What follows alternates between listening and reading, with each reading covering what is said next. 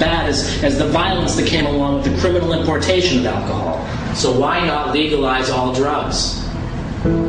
Surely there would be more drug addiction, more drug-related death, but there would be far less violence associated with the illegal sale of narcotics. And which is the lesser of two evils? The CIA has destroyed the inner cities of this country, destroyed millions of lives at a profit.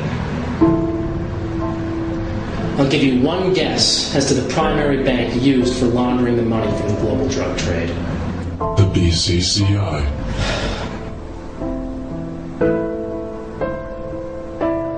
And then there's AIG.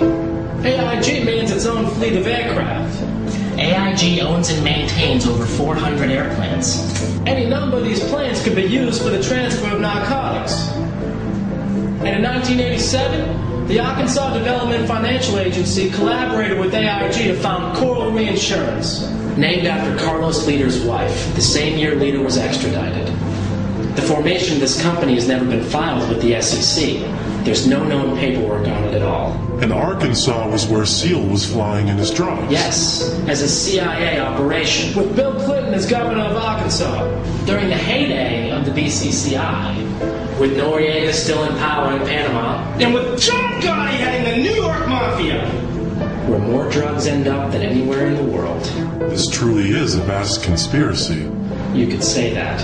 AIG's founder is a well-known CIA operative, C.V. Starr, and one of AIG's current directors is the son of CIA founder Frank Wister. Now, the chairman and CEO of AIG is a man named Maurice Hank Greenberg. Now, he's formerly the head of the New York Stock Exchange and the Federal Reserve. Not only that, in 1995, his name was floated by all people, J. Rockefeller, to be head of the CIA. Instead, Bill Clinton appointed John Deutsch, who had been a director of the SAIC, the technology and biodefense company formerly advised by Jerome Howard and Stephen Hatfield. But don't let lose sight of Greenberg. Maurice Greenberg has also chaired the Council on Foreign Relations, the CFR. What's that? One of the most powerful organizations in the world. Founded in 1921 by President Wilson's chief counselor, Colonel Edward House, the CFR operates as the primary advisor to the United States government. The CFR's principal contact in the U.S. is the CIA. And the chairman of the CFR is the CEO of AIG. With its obvious intelligence links, just imagine how scary it is to think about a company like AIG. Insurance companies are the foremost private intelligence gathering agencies in the world. Insurance agents? They can find out anything about anybody! Who knows more about you than your insurance company? Your medical records, your bank records, driving records, your personal history, your fucking life story. Just think if that company was sharing information with the government. Worse. Just think if that company had $100 billion in assets and could invest that money at will. You're saying that money laundered from the drug trade could be used to fund terrorism. There's one fact I haven't told you yet. What's that? In 1993, AIG became the principal shareholder of Kroll Associates.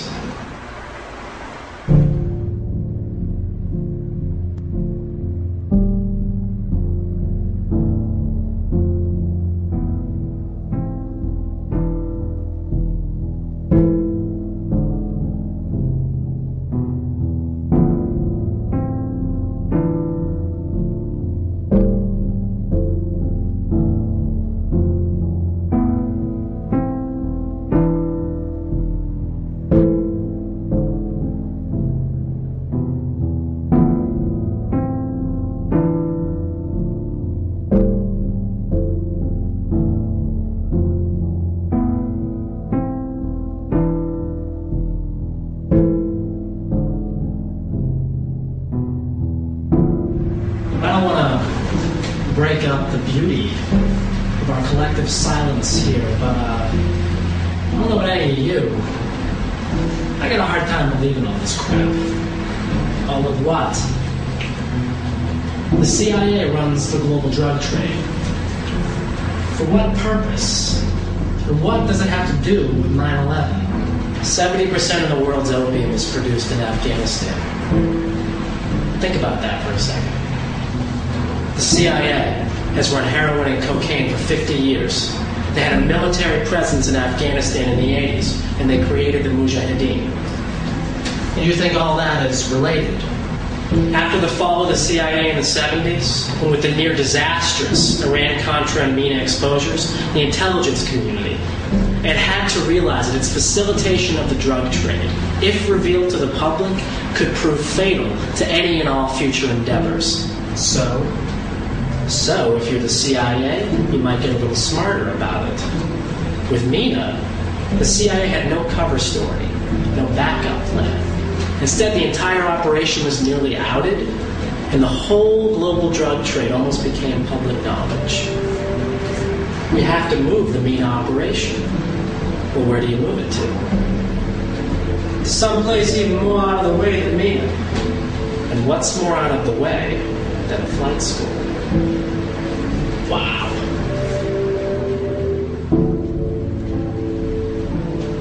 Where did Mohammed Atta get his flight training? Hoffman Aviation School in Venice, Florida. There are over 200 flight schools in Florida. Why did the hijackers just happen to choose Huffman? Huffman Aviation is authorized by the INS to issue these very popular vocational student visas to foreigners. These allow people to enter the country legally and without much paperwork. Mohammed Atta had one of these visas. Guess who gave it to him? It's Rudy Deckers, CEO of Huffman Aviation. And there is overwhelming evidence that Rudy Deckers works for the CIA. Why would a CIA agent run a flight school?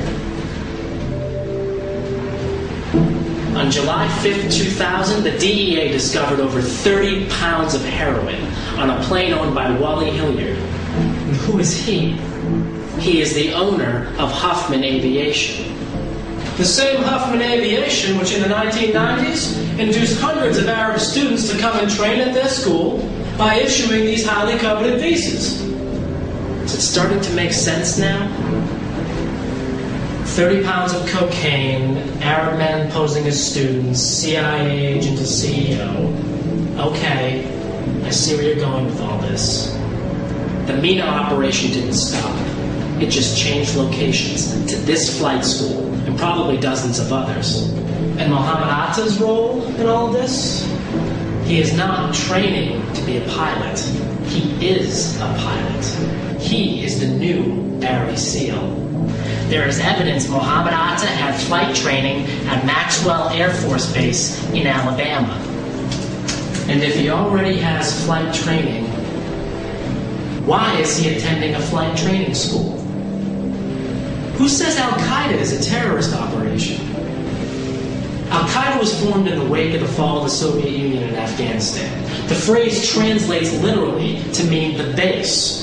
They are essentially an arm of the former Mujahideen, which was created by the CIA. The CIA runs drugs globally. The CIA trains its own armies and pilots and instills a military presence in every country all around their crop.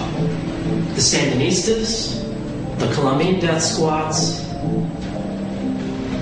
and now Al-Qaeda.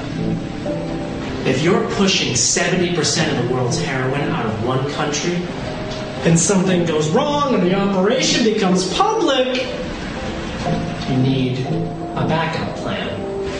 Al-Qaeda isn't involved in terrorism. They're just framed up as terrorists to hide their true nature. They are a drug cartel, plain and simple. All that video they show of Osama firing his machine gun and training all those people, he's not training terrorists. He's training soldiers. Soldiers to guard the heroin trade. When 9/11 happens and Al-Qaeda is pinned for the crime, no one cares at all about the heroin smuggling.